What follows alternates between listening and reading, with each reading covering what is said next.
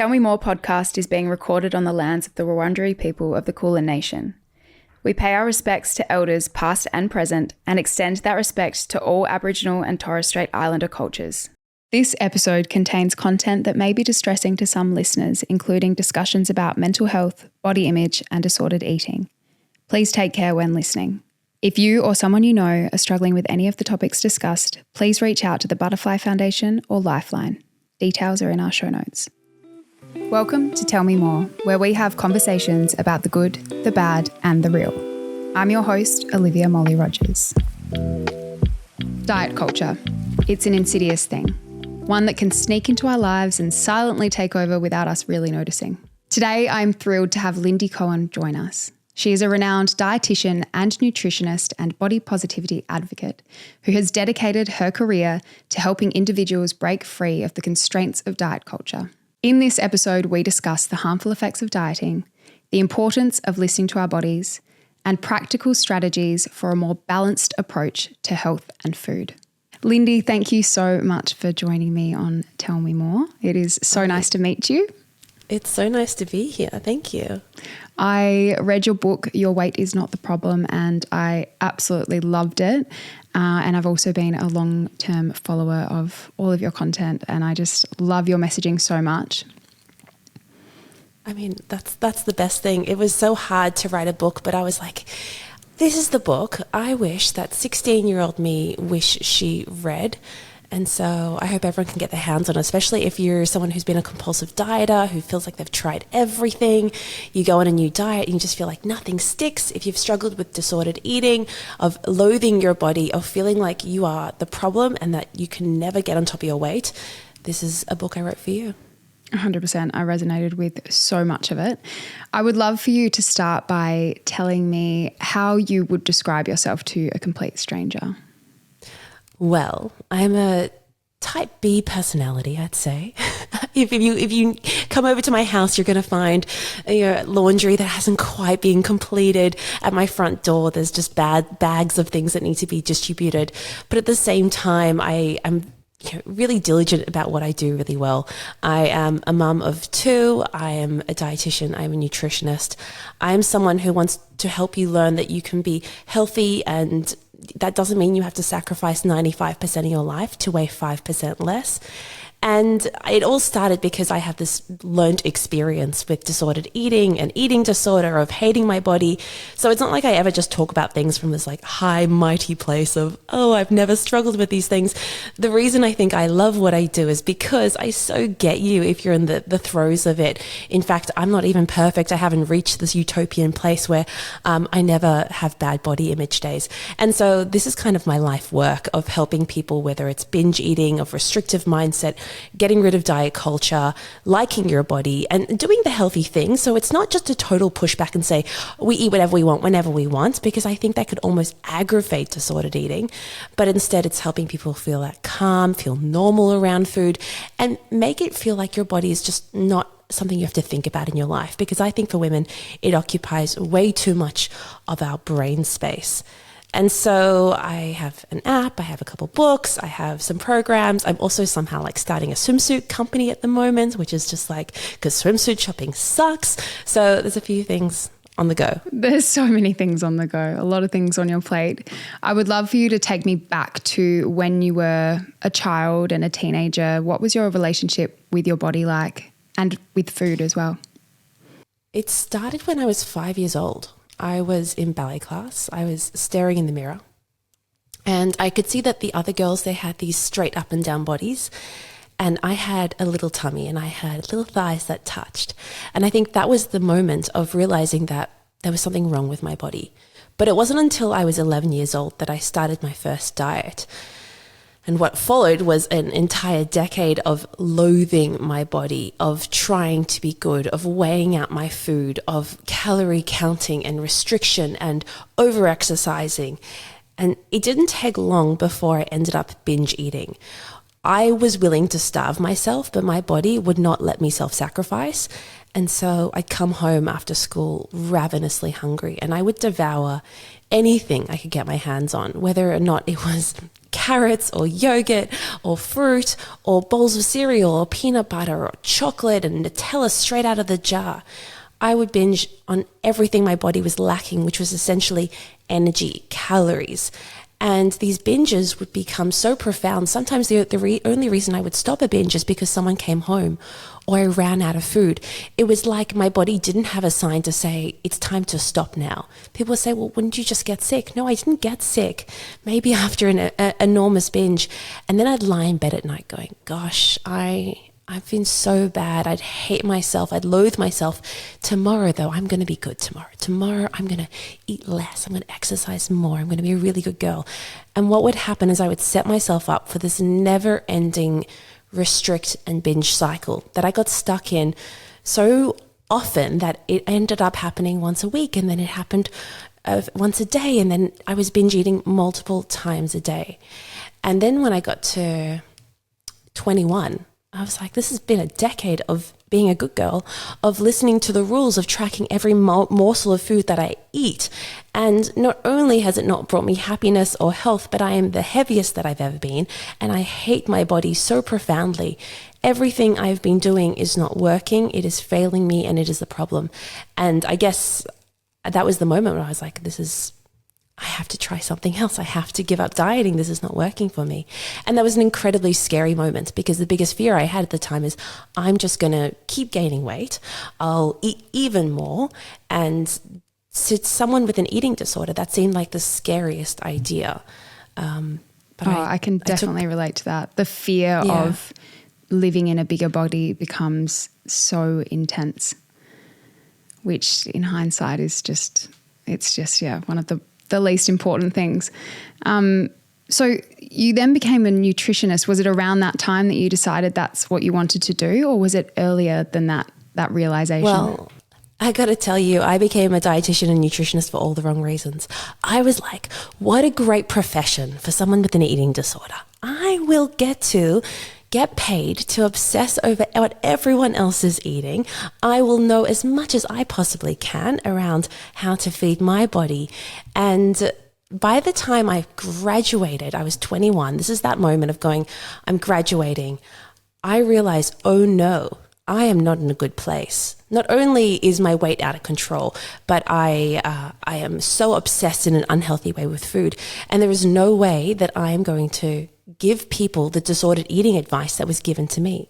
You see, from the age of 11, then 15, 17, I was taken to multiple nutritionists who gave me meal plans, who said, this is not a diet. I promise it's not a diet. And yet they would tell me how many calories to eat, to track all my food, to come in for weekly weigh-ins. And so this was my experience of what going to a nutritionist was like. So I thought, you know what, I need to get myself in order. I need to create a healthier relationship with food before I'm ever able to start seeing clients. And I started the really brave process of learning how to stop dieting. And at this point, no one was talking about not dieting. Intuitive eating was this very fringe concept just coming through. And it felt like a really kind of bold and crazy idea to kind of pursue. And even still, I was like, I'm going to do it without any support. If you're doing it these days, I highly recommend. There is so much more support than when I did it. But I basically said, whatever I'm doing, I'm going to start to do the opposite. I got a diagnosis of clinical anxiety. I went to my doctor and I said, I'm struggling. I'm so bad. And he looked at my weight and he said, well, I noticed your BMI you're in the obese category. Perhaps you want to try this diet my wife is having success with. And I wanted to yell at him. I have tried all of the diets my entire life. I have been trying. And all this has led me to do is gain more and more weight. This is that pivotal, life-changing moment for me where I got into my car. I sobbed on my way home. And it was heartbreaking, but I couldn't never come back from that moment of, it was this realization that I had to do things differently. I learned about intuitive eating. I acknowledged all the food rules I had that were clouding my ability to just tune into my body. I stopped compulsively weighing myself. I stopped weighing myself at all. I started doing exercise that I enjoyed. In fact, there was a period where I couldn't even exercise because all exercise felt like a weight loss strategy to me. It didn't have joy in it anymore. And it was a very slow process of unlearning all these things, Slowly, I stopped binge eating. I started to go, I can actually just eat when I'm hungry and stop when I'm full. How excellent. My body started to trust me again. It was like, oh, she will feed us. We don't need to binge eat erratically and out of control. And once my body trusted it, I had so much more peace with food. And to be honest, part of this was accepting I was never going to weigh what I did in high school. I was never going to look like the girls I had pinned on my Pinterest board. That just wasn't it for me. But I would have a degree of inner peace and calm where food does not control my life.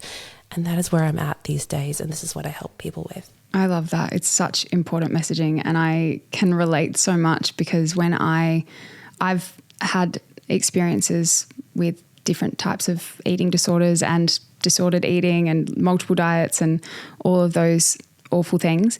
And when I did get to my skinniest, I was at my most unhappy and, I was depressed and anxious. I had no energy. I would not have been fun to be around. I was tired all the time and I had this really intense dread thinking about what the future looked like because I was like, how can I possibly sustain this and feel like this forever? It's not a life that I can live and it's not enjoyable.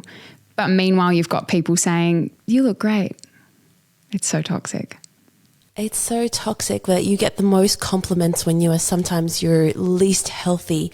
And it's part of what I really hate is how warped our idea of what a healthy body looks like. If you think about the front cover of a health magazine, it's typically a woman with a certain genetic predisposition who has gone through weeks of rigorous exercise and eating to look the way she does.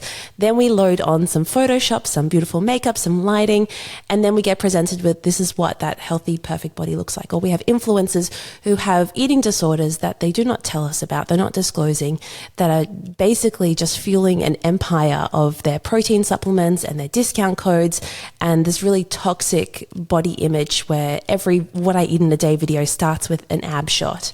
And I think it's really distorted us about what a healthy body actually looks like. So I'm someone who exercises 5 to 6 times a week. I eat incredibly healthily. I don't drink alcohol. I'm super healthy, and yet this is what my body looks like. If you're ever on my Instagram page, you'd see I have stomach rolls. I have cellulite. I've had kids. My boobs are like these deflated pancakes. It's just the situation we're in.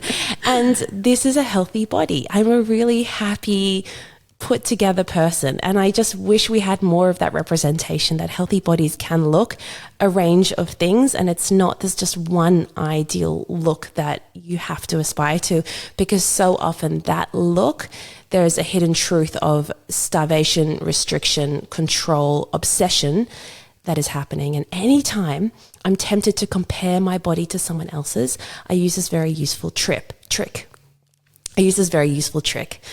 I ask myself the question, would I swap my entire life for their entire life? Sure, I'd like to swap my body for their body, but would I swap everything that comes with maintaining that? Would I swap the obsession, the control, the hours lost of socialization, the moments that I would not get to have? Or would I accept my life and the fullness that I have and the balance that I have and the inner peace that I have, and knowing that I always come back to go, no, my body is just great as it is, because it's everything else that comes with having this body that I just would not sacrifice. I love that. That's a really beautiful trick. I feel like this leads well into wellness wankery. You talk a lot about this term. Can you explain what that is? Girl, there is so much wellness wankery. Now, I got to say, I am a moderate. Wellness wankery to me is everything on the extremes. It's the people who are like, you have to stick to this many minutiae calories a day and track every single gram that you eat.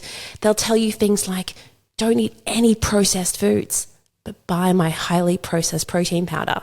And listen, I do like a protein powder. I'm not against that kind of thing. What I'm against is this all or nothing rhetoric that they are selling and profiting from, making us fear perfectly healthy foods. some degree of processing can actually make healthy eating more doable, more realistic. And if you're being told to feel guilty for eating it, that's actually a toxic mindset that's incredibly unhealthy.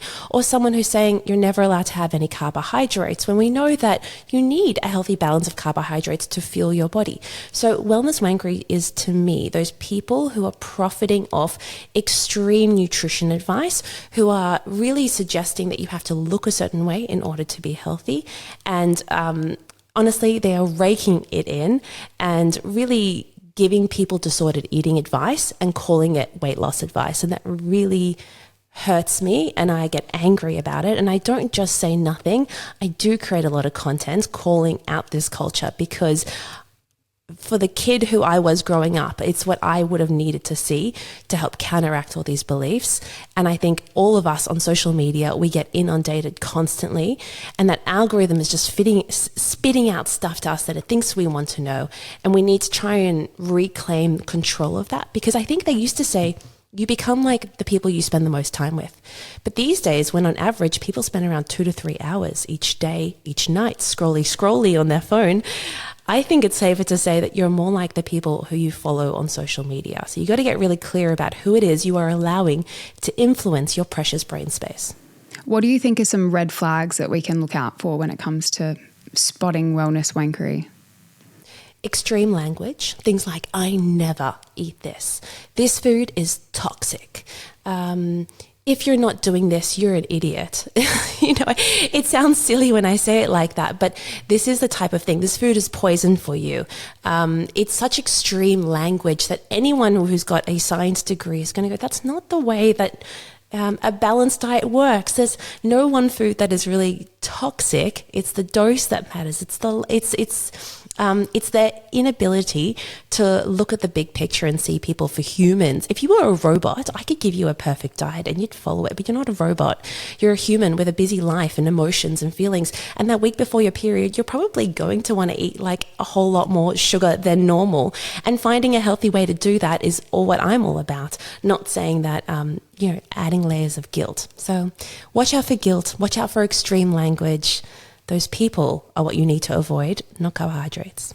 Definitely.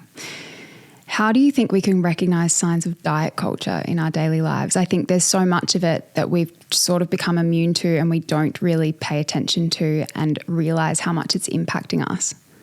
Yeah, it's everywhere. It's so normalized. You mentioned before about when you were at your smallest weight and really struggling inside, how that is the time when you probably got the most compliments about your body. And I think that's one of these really sinister things of how normal it is to say something like, oh my goodness, you look so skinny. And we imply it like a compliment, not realizing that we could be endorsing someone's eating disorder. And so that's something I want us to become more aware of, is the language you are using around food and bodies. And it absolutely needs to shift. Diet culture might be, your a parent saying to you, oh, should you really be eating that? It's your friend saying, oh, I feel so fat today. I really need to just fix my diet. It's these little moments. And one thing you can do is kind of just go acknowledge it and go, oh, that is diet culture. Or if you're feeling brave enough and someone just keeps having that diet conversation with you, you could just say something like, do you know what? I find it really hard to have conversations around diet without getting obsessed. Do you mind if this is just not a conversation we talk about? One of the things I found really hard about setting boundaries like that is how often people forget, and you have to come back in. Hey, do you remember how I asked you that not going to talk about this anymore? Because for them, when you're in the throes of dieting, it is the most interesting thing to you. It takes up so much of your head space. It's all you want to talk about. It's all you want to think about. You cannot have space for anything else. And so you do need reminders to say, oh, no, come back to the real world where there are other conversations. I will say, though, on this idea of diet culture, I think what felt restrictive to me in those early days of eating disorder has probably shifted now. If I had ever said, okay, I'm going to exercise 5 to 6 times a week, that would have felt like super diety back then, because I was so damaged by rules. Whereas now, me exercising 5 to 6 days a week, it's how I cope. It's how I get through. My exercise is something I enjoy. I look forward to. I'm like, thank goodness I don't have to parent while I'm exercising. And so it's okay if during your recovery, you are going to have to, step away from certain people on social media, unfollow them. You might be able to come back to them in a few years or whatever it is, but you need to adjust your recovery process to suit yourself and keep your eyes open, because something that once felt restrictive might not feel restrictive. And that's actually a clue that you are recovering. Yeah, I love that. I definitely had to shift my goals around fitness rather than, I'm running to burn X amount of calories, or I have to run for 60 minutes no matter what. Like, no matter how I'm feeling, that's my goal. That's what I have to do, to, training for a half marathon and focusing on, feeling stronger and running for longer because I feel great and energized, rather than this like punishment mentality. Knowing you can stop is so important. I really hate it when I'm in an exercise class and an instructor will say, if anyone gets out of the plank, everyone has to start again, as though everyone should be punished for you listening to your body. And you absolutely need these rest days, and anyone who tells you otherwise, you can unfollow them, please. Mm-hmm. What do you think are some common misconceptions when it comes to dieting? I think the biggest trap people fall into is this all or nothing mindset. And I understand it. It's actually really easy. If I give you, here's a diet, let me tell you exactly what to eat and when to eat it. I'm going to give you a whole host of rules. And you can go, oh, I'm allowed to eat these foods. I'm not allowed to eat these foods. Super clear, and actually very easy to get started on something like that. And this is why people will say something like, oh, but I lost a lot of weight on that diet. And my question is often, well, did you maintain that weight loss? Was that something that you maintained those health benefits? Because most often it gets harder and harder to stick to. Whereas the opposite of non-dieting, an intuitive eating approach, is one of those things that's actually really hard to get started with, because I'm essentially saying to you, okay, we're going to learn that your appetite is this natural inbuilt weight management system. Its job is to help you eat when you need more energy. And it's accurate up to 50 calories every single day, which is way more accurate than any single meal plan I could ever give you. But you need to start to listen to that hunger, practice eating. And sometimes you've got a meeting, you can't eat at lunch, and so it gets a little bit curly. I can't tell you exactly what to eat, when to eat it. That approach is actually really hard to get started, but it's really easy to maintain, because the more you practice, the easier it gets, unlike dieting. And I think the biggest trap people fall into is thinking that, well, dieting helped me lose weight and therefore it works. And it only works for a short period of time, because unless you're willing to never eat carbohydrates again or count every single macro and point you eat for the rest of your life, any weight you have lost will be regained. And especially what happens is you're putting yourself at a much higher risk of emotional eating, of binge eating, of falling off the bandwagon. So if you're someone who's going, okay, that's me, I fall off the bandwagon, I literally can't stick to anything, I know what I should be eating, but I just don't know why I'm doing it, I would say that you struggle with diet burnout. And this is something I talk about in my book. I talk about all of these things in my book. But diet burnout is essentially when you've tried lots of diets before, and previously you were very good at sticking to them, and now the more diets you add in, you can't stick to them for very long. Maybe you only last a few hours, maybe it's a few weeks, but it often ends in you totally falling off the bandwagon and feeling you have to restart again. If you're at this point and every Monday feels like you're starting again, then this is a real clue that you need a new approach and to step away from dieting. Something that in my book, Your Weight Is Not the Problem, would be a really nice starting point for you to get into. Definitely. I actually haven't said this to anyone publicly before, but I really struggled when I went through a difficult time a couple of years ago now. 2.5 years ago, I had a marriage breakdown. And as a result, I lost a bunch of weight because I was so anxious. I couldn't eat. I'd go to lunch with a friend and look at the menu and everything made me feel sick. And I'd actually never experienced that kind of appetite loss before. And there was part of me that was like, oh, like it doesn't really matter because it's a situational thing. Like this will go away. But then I had this fear that it was going to trigger my eating disorder, because then people started commenting saying, oh, I know you're going through a really hard time, but at least you look great. And I was like, oh, there it is. Like there's that positive reinforcement and I can't ignore that. And it kept happening. But my insides were like screaming at me because I couldn't eat. I'd be like force feeding myself a smoothie to just have a bit of something in me. But I couldn't exercise as well because I was so anxious. My heart rate would spike like above 200. Couldn't sleep, and I was just running on empty. But then once that phase finished and I started feeling better, I started getting my appetite back. I was in this smaller body that everyone was telling me was great. And I thought, I've got to try and maintain this now. So for a period, it was about 2 years ago, I was trying to maintain that and trying to stop myself from eating when I felt hungry. And I very much fell back into old patterns. And it was a scary place to be because I was like, I thought I got past this. But I heard someone say, I think it was Steph Claire Smith, and she'd heard it somewhere else, that if your dream body is a nightmare to maintain, it's not your dream body. And I was like, oh my God, I was literally going on a run when I heard her say that. I'm like, oh my God, I need to pull away from this. And so I went back to trying to, eat when I'm hungry and like intuitive eating. And God, that makes such a difference. And not listening to people's reinforcement around my body, trying to like just drown out that noise. And again, exercising, like doing exercise that I actually enjoy rather than this like punishment. But it is hard. And I think important to recognize that it's so easy to sort of fall back into old habits when they've been so ingrained in you. And I felt bad for not being honest about that, like showing up online in a way that I feel like should be helping other women. And then behind the scenes, I'm like starving myself. Yeah. I mean, I think they say, according to the research, it takes people on average 10 years to start talking about their eating disorder experience. I think it's one of those things where it is loaded with a lot of shame, where I get a lot of people reaching out saying, hey, I'm a healthcare professional, and like you, I got into this because I had an eating disorder. And now I'm treating patients and I think I'm giving them disordered eating advice and I don't know what to do.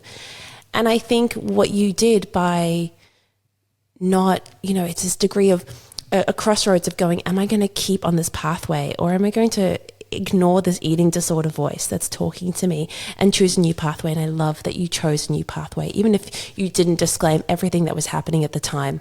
And I think it's really nice that you do talk about it now. I think it's incredibly helpful for people to know that that dream body did not give you your dream life.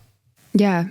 And I think they always say to speak from a scar rather than a wound. So I think if I had tried to talk about it at the time, it would have been too hard because I was still too affected by people's feedback. Whereas I think it's easier now, like feeling like I am on the other side and, I feel so much more energized. I'm eating better, like as in eating more, and doing more like strength training, which I have found really empowering and feeling stronger rather than trying to be this like meek, skinny little human, like a small version of myself. Yes. Yeah. Be the strongest version of yourself, the most powerful version of yourself. And it's so much easier to fall asleep at night. I think there's a lot of people who agonize about losing the last 5 kilograms or the last 10 kilograms. And the amount that you need to sacrifice to lose those last few kilograms is enormous. You're probably trying to stay at a weight that is well below your healthy weight range. And so your body has a whole bunch of mechanisms and tactics to throw at you to prevent you from self-starving. So it boosts hunger. It makes sleeping really hard. It slows down your metabolism. You got to notice all these things. And I think that perhaps if you're someone who it's a little bit different the situation you're in, but you're going, I feel like it's really hard for me to just lose those last few kilograms. Perhaps you're not meant to lose those last few kilograms. Perhaps those last few kilograms are the difference between you being able to fall asleep easily at night, to have hormones that feel stable, to have a mood that is lifted, to be able to engage with the world. Maybe those last few kilograms, you would sacrifice so much of your being and your life, and it's not worth it. If your body is pushing back against you to lose those last few kilograms, that's a clue that that's not the weight that you're meant to be in. And I know that's really tricky, but I do think that changing who you follow on social media, and I know that sounds very silly, but I think it's very powerful. Changing who you follow on social media can influence what you consider to be beautiful and how you see the world. I remember when I started following Ashley Graham. If anyone doesn't know her, she is a model. She's so cool, man. She's confidence queen. She's sexy. She's gorgeous. And she just loves herself. And I know there are days that she doesn't love herself, but seeing her as this like new standard of beauty in my life, it did something critical to my brain where it helped me go, oh, maybe I don't need to lose weight before I can start my life. Maybe I can be sexy and hot and cool and beautiful and glamorous and interesting and strong right now. And so I stopped waiting to lose weight. What didn't occur to me is how often I had the thought of, oh, I'll do this when I lose weight, or I've got that event coming up. Maybe I'll just lose a little bit of weight for it. And I think that can be an incredibly big trigger for us. And I started giving myself permission to not lose weight. I know it sounds very simple. I just said, you know what? Every time I felt that thought come in, I said, you don't have to lose weight. You're allowed to just stay the way you are. Okay, all right. And then when the thought came back in a few days later, I did the exact same strategy. When it comes to disordered eating recovery, it's something I help a lot of people with. And I often think about it as, imagine that eating disorder voice that says, oh, we could just lose a little bit of weight before that event, that wedding, that thing. Well. Yeah. You know it well. You hear her and you go, imagine your brain is like a radio channel and you're just going to change the channel. Oh, there she is. Okay, let's change the channel. You don't have to rebut it. You can, like I did, saying, oh no, you're okay to just stay the weight. Or you can just flick the channel. What I mean by that is change just have a new thought. And once that little eating disorder voice comes back in, you go, no, we changed the channel, bloop. And as many times as you can learn to change the channel on her, the easier it gets. Now, I will say in early days of recovery, she's like the loudest, bossiest, most constant voice. But every time you change the channel on her and you distract yourself, you think of something else, you say, no, not today, you are rewiring your brain to think differently about your body and food so she doesn't get to take us up as much airtime. We're actually just creating new pathways in your brain. And so it's a really hard and tiring process, but it really does help you get there, because the more time you give her, the more airtime, the more control she has in your life, and the more you start to trust that you should listen to her. And I think that's what you did so well, Liv, is you heard that voice and you said, we're going to go down, we're either going to keep listening to her or we're going to try something different. And you were brave enough to try something different. Thank you. I loved also in your book, you mentioned thinking about a voice that you find kind and reassuring to sort of override that inner critic or negative voice. And you mentioned your mum as being that kind voice that says, you tried your best. And can you tell me more about that? Yeah, I mean, I also think you could have a sassy voice. It depends on the kind of voice that you need to have, whatever it is that's going to work for you. But I think having that nurturing kindness, I think about the way I talk to my children, and raising my kids to have a healthy relationship with food is something that is so important to me. I really think that we've been passing down disordered eating from generation to generation, and it stops with us. It stops with us. I think about my mum and the way she was raised, that the idea that she needed to be thin and beautiful was like a measure of her success. And that's how I went to a nutritionist when I was so young. I grew up and my mum was on Weight Watchers, and she grew up with her mum on Weight Watchers, and her mum, was my grandma was constantly thinking about her weight, and her mum was constantly thinking about her weight. And so I think about this new generation of kind of going, we need to shift the way that we talk about food amongst our mothers and our daughters specifically. And so never talking about diet culture with our kids is really kind of key. And leading through example. A lot of people go, well, if I've got kids, how can I prevent them from having an eating disorder like I did? I'm so scared that I'm going to influence them. And I think one of the hardest things to do, but the most powerful, is to work on your relationship with food yourself, so that you're role modeling intuitive eating and that practice for them. So for example, now something I do with my son, I know I went off piece with this conversation, but I find it really... Oh my God, it's so important. Thanks. So let's say we're at a birthday party, and I know as a binge eating specialist dietitian, if I say to him, you're only allowed to have one cupcake, no more cupcakes. Okay, you're done. No more chocolate. That's it. And that's when I go to a kid's birthday party, that's what I hear all the parents are saying around me. And I'll say to my son, you're allowed to eat as much party food as you want. You have to listen to your body. Your body's constantly giving you clues about how to look after it, and I want you to learn how to listen. So one time he went to a birthday party and I let him eat whatever he wanted, and he threw up after the party. And you might think I'm a crazy mum for letting that happen. But I tell you what, that internal feedback loop that he developed as a result of going, oh, when I ate all that food, I felt so yuck. I don't want to do that again. That for me is such gold, because one day I will die and he will live on, and I will not be able to control what he eats. In fact, I need him to have his own internal feedback loop and trust that food is always allowed. So now he knows if I eat too much, I feel sick. I don't have to say to him, don't eat too much. And the other thing I've taught to him and both my kids is, if they go to a birthday party and they want to keep eating, I'll say, no problem. If your body's telling you that you're done, just come to me, give me the food and say, Mummy, can I eat this later? And so on the weekend, he came to me, gave me this cupcake with like one little nibble out of it. Mummy, can I please save this for later? I wrapped it up in some tissue.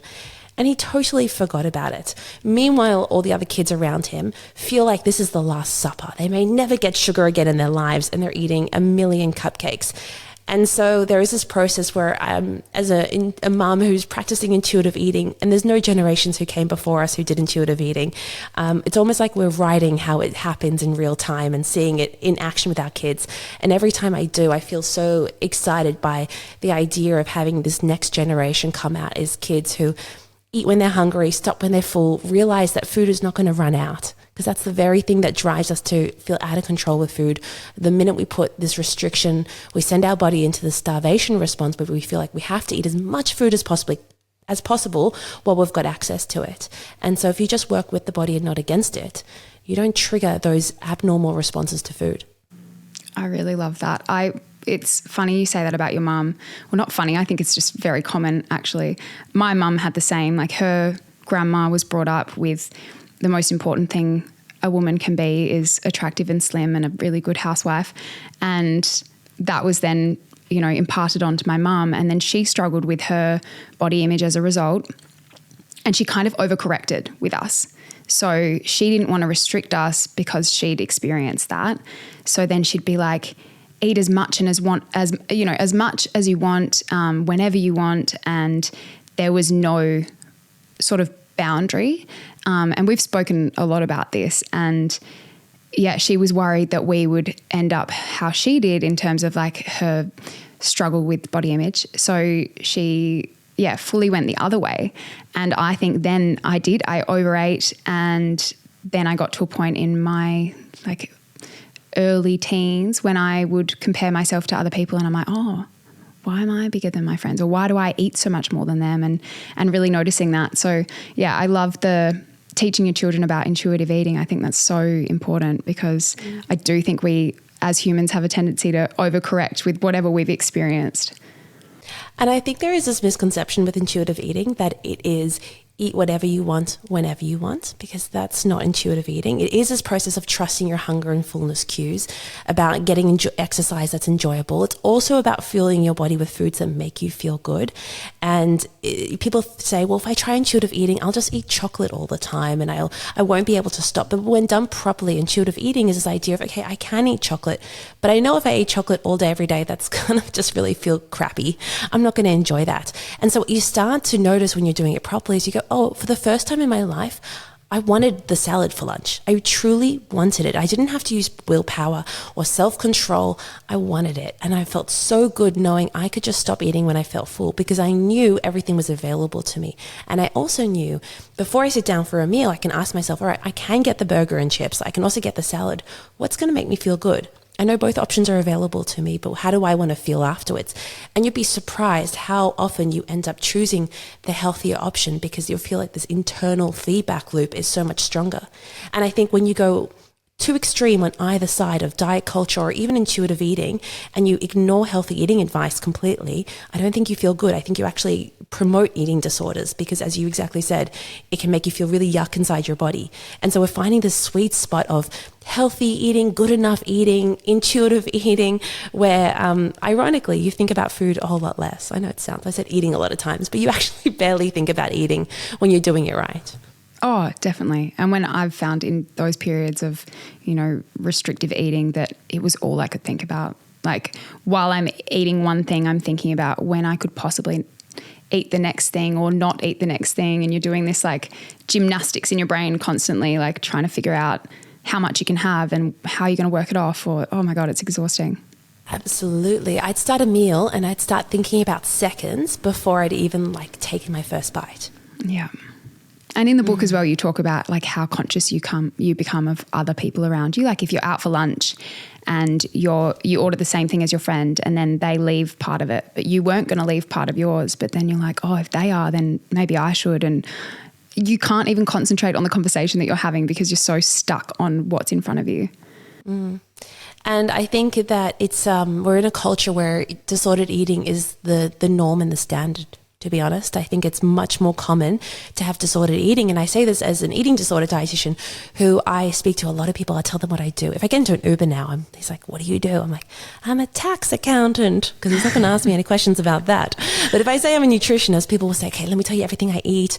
And they get a little bit crazy about telling me. What I realize is if you are someone who has never struggled with disordered eating, of hating your body, you're a unicorn. You're a unicorn, my friend. I don't know how you did it, but you did in this culture obsessed with, as you said, the most impressive thing that a woman can be is thin. And it's almost impossible to get out of that culture unscathed without this like problem with food.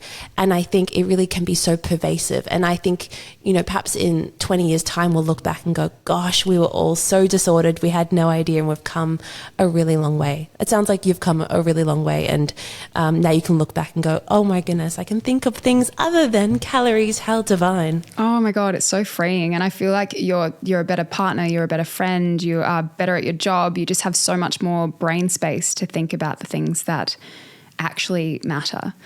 Yeah, I was the worst friend. Oh, worst my partner, God. worst friend. And boring. Like no one wants to hear about your diet or the workout that you did that morning. Like I feel like you sort of feel like you have to report back on what you're doing because you're so fixated on it. And yeah, it's really boring. Can I just say as well that eating disorders are contagious. We know this. So firstly, we know that they are passed down through generation through genetics. In addition, they're passed down through generations through teaching around food. But what is very much not spoken about enough is how we pass them through friends, and how through friend groups we facilitate other people's disordered eating. It becomes normalized and okay. It's why you get to like an all-girls school and suddenly there's an outbreak of eating disorders, because we do start to mirror each other's behavior. So if you have someone in your life who you think is facilitating disordered eating for you, who every time you catch up, they have that diet culture chat and you're finding it really hard, it might be really tricky to go through recovery without talking to them about better boundaries or pulling back a little bit from that relationship, because we don't want to absorb that disorder through the people around us, and just becoming a bit more mindful of that. Definitely. When someone does feel out of control with food, or like if they're really resonating with what we've just spoken about and it's all they're thinking about, what are some specific things that they could do today to help them with that? So I'll speak to someone who is struggling with a binge or an out of control mindset. So if you're someone who's restricting and then you're binge eating, chances are you are binge eating on the very foods you're telling yourself you're not allowed to have. And if that is the case, you're probably eating really healthily when you eat out. And then when you're at home, that's when you're getting a teaspoon and sneaking it into the peanut butter jar, and you're getting the chips and you're hiding the empty wrappers, and that kind of thing is happening.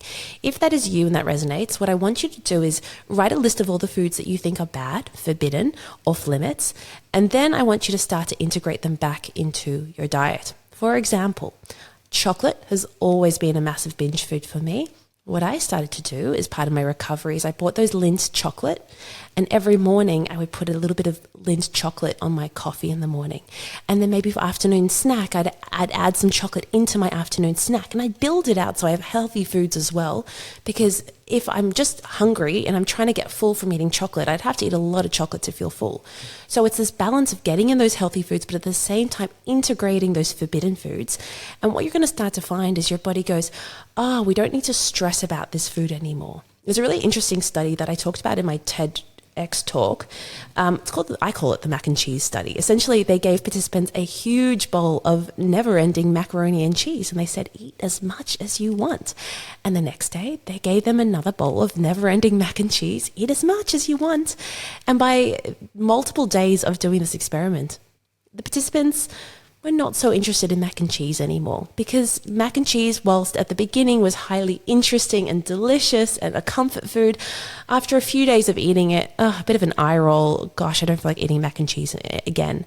Now, if you think about the way that diet culture teaches us is that we're not allowed to eat these foods, and so they're on a pedestal. It's incredibly interesting and exciting to our brain. It changes how our brain responds when we eat that food.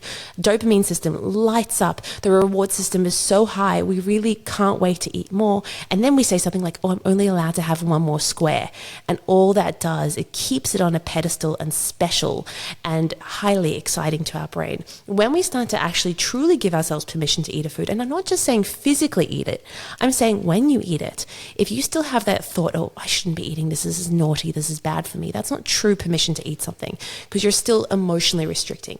I talk about this in the book and how to overcome this, but essentially what I want you to do is give yourself physical permission to eat food and emotional permission. So when you sit down and you integrate those foods that you feel out of control with, your body goes, we can eat this food. And so there's this one experiment I saw someone do on social media. She ate chocolate every single day for 30 days to help reduce how she felt about chocolate. So by day 30, she was like, it's just another food again. I know I can have it anytime. So think about the foods you restrict. See if you can do something like that. And you know what? Also, can I just say, put it on a plate. Very rarely do binges happen from plates. They happen crouched in pantries, like a rabid, like a little crazy squirrel, okay? The minute you put food on a plate, you change it from I shouldn't be eating this to I'm allowed to eat this. If you sit down at the table, you are supercharging it, and you will very quickly change that binge experience. That is such a good tip. I love that. Because, I think back to when I was going through a binging period, and I don't think it was ever out of a bowl or a plate. It was never sitting down at a table. It was, in the pantry or in the fridge like a squirrel. It's a very weird thing to picture. Unhinged squirrels. Very unhinged, with no control. Now, you talk about the hierarchy of healthy habits in your book, and I really loved that. Can you please talk me through it? And I just want to focus on the fact that it's not all about food and diet and exercise. Like, there's so much more involved in living a healthy life. Yes, so the hierarchy of healthy habits is basically a pyramid, if you can imagine it. And at the very bottom, I've highlighted the things that are the most important. And at the very top, I've highlighted the things that are like nice to have, but only focus on these things if you've already got all the other stuff underneath in the pyramid. So for example, on the very bottom level, I have sleep and rest. People will say to me, I feel so out of control with food, I need to have better willpower. And I'll say, how much are you sleeping? And they say, oh, it's really not enough, and I know I need to work on it, but what I really need to do is just like get in control of food. If you think about it, if your body is not getting enough energy from rest, it will crave energy any way it can get it, and the easiest source of energy is through food. And so if you're not getting enough rest, that will happen. You're going to notice intense cravings. You're going to feel out of control with food, constant food thoughts, because your brain is literally starved of energy. And not only is sleep important from that aspect, but it's just so important for helping us feel well, to not getting sick, from feeling happier. Our mood is better. Exercise comes easier. And so that is why I put it at the very bottom. Intuitive eating also features in there. And I think that's one of the things people often obsess about, what they're eating. I'm much more interested in how you're eating as well, and everything else that's happening in your life. At the very tippy top of this pyramid are things like supplements. And it's one of those things where I think people go, oh, like I need to start from scratch. They spend so much money on expensive supplements, but they're not doing the basics. You're not sleeping enough. You're not getting enough veggies in. And that stuff is going to give you the biggest impact for the least amount of effort. So you're wasting all this willpower on stuff that's only going to make an incremental improvement to your health. You're not going to feel the real benefits. I prefer you to rather focus on the boring stuff that's going to make the 80% of the difference, as opposed to the stuff on the very tippy top of the pyramid. Yeah, I love that. But how can we implement healthy habits without slipping back into unhealthy diet habits?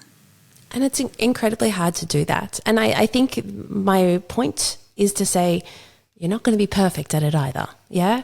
And so as part of any recovery or a process of learning to adopt healthier habits, you're going to have weeks where you fall off the bandwagon a little bit. Now, do you consider it a failure? For example, if you're binge eating, there's no way to stop binge eating without binge eating. It's just an essential part of it. Rather, what I want you to start to realize is those falling off the bandwagon moments are clues about what we can do differently. It might teach you, oh, you know what happened? I didn't eat enough during the day. I was actually really ravenous when I got home. That's what happened. So we can either bring a lens of shame and guilt and anger when we screw up and say, oh, I slipped up. Or you can go, oh no, I'm actually kind of excited about this. Silver lining, I'm going to learn a lot about why this happened. So every time you screw up, it's a chance to improve your health and go, okay, so tomorrow I need to pack more for lunch because I'm obviously not feeding myself enough. And if you can start to do that, and it's this iterative process of getting to know what works for you personally, I think that's excellent, because I can say to you, this is what I eat. And there's lots of days on a plate that go around.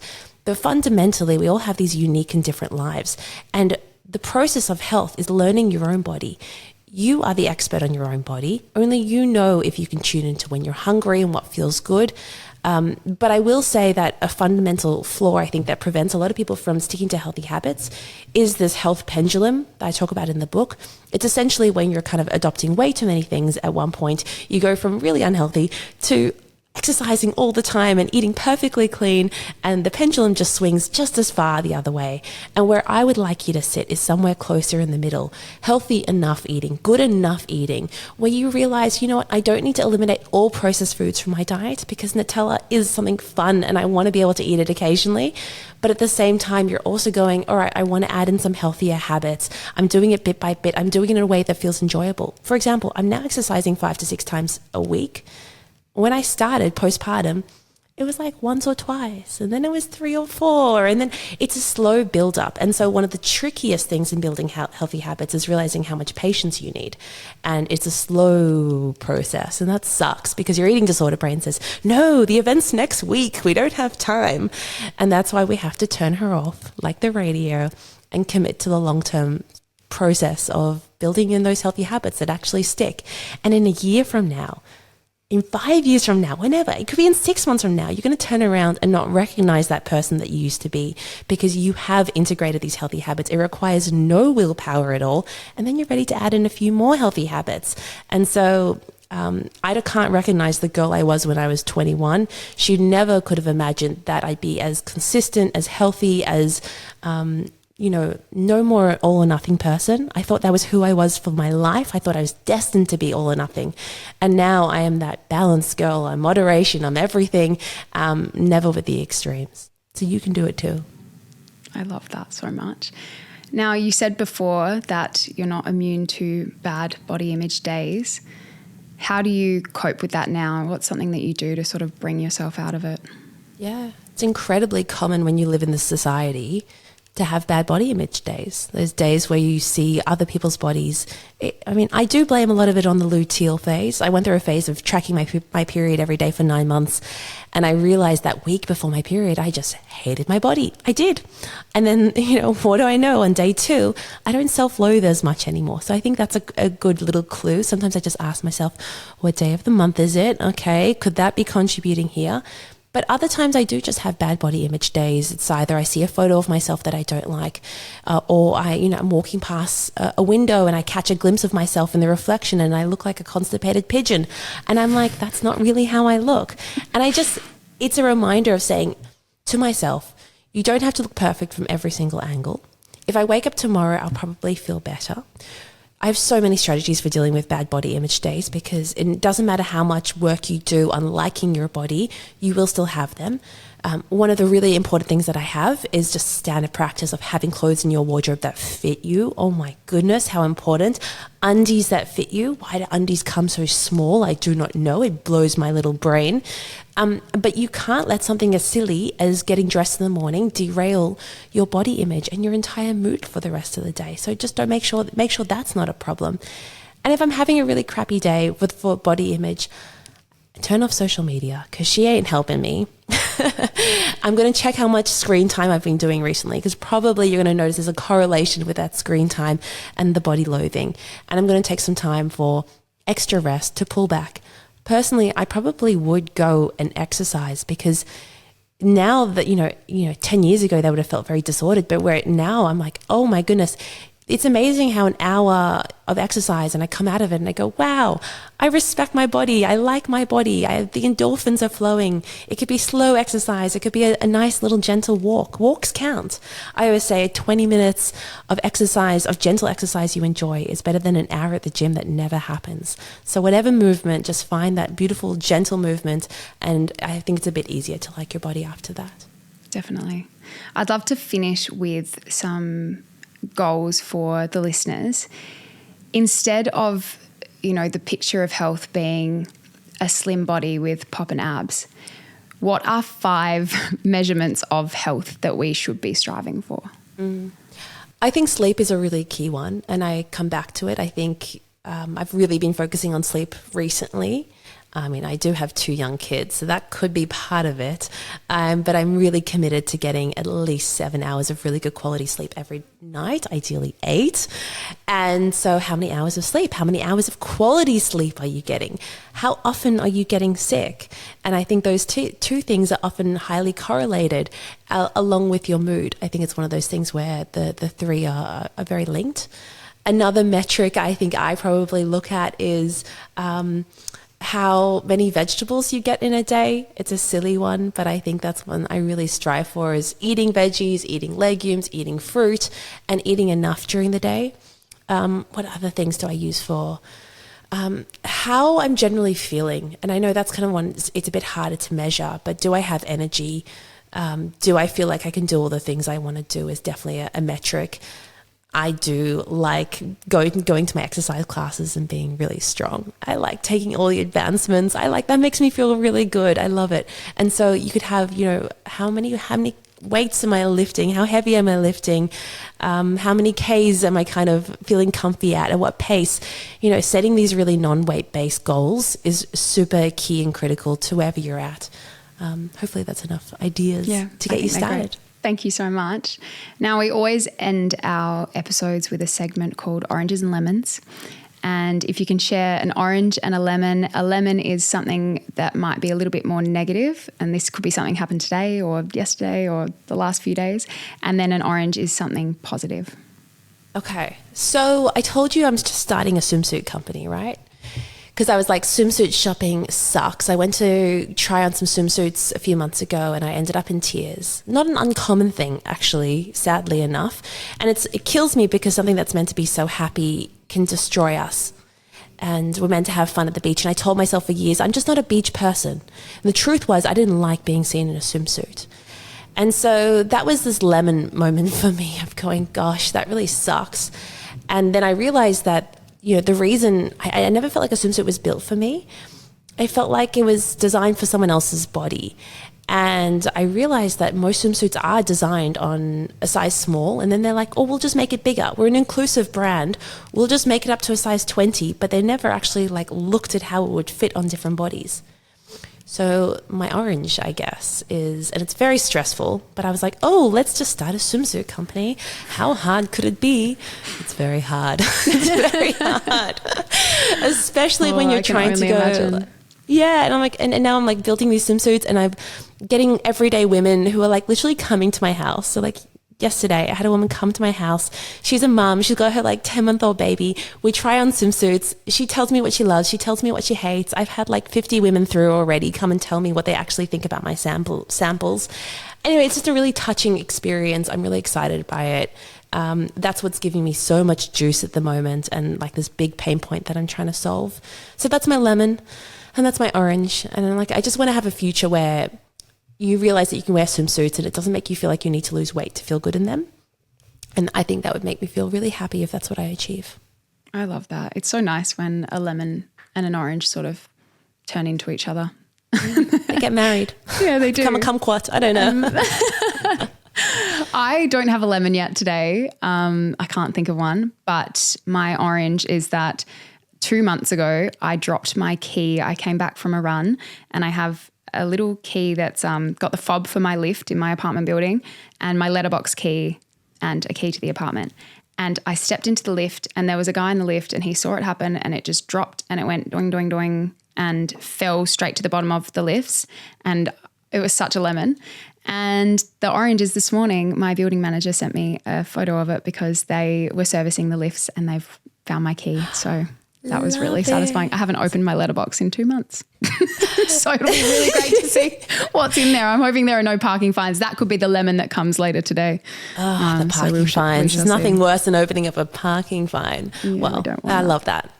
Thank you so much for your time, Lyndi. I think we went a bit over and I'm sorry for that, but I could just talk to you for hours. And for anyone who is listening and doesn't follow you and hasn't read your book, I cannot recommend that enough. Thank you so much for having me. I've loved it. Thank you. Thank you so much for listening to Tell Me More. If you enjoyed the episode, please leave us a review, share it with your friends, and follow or subscribe to the podcast. Your help in growing this community would mean so much to me.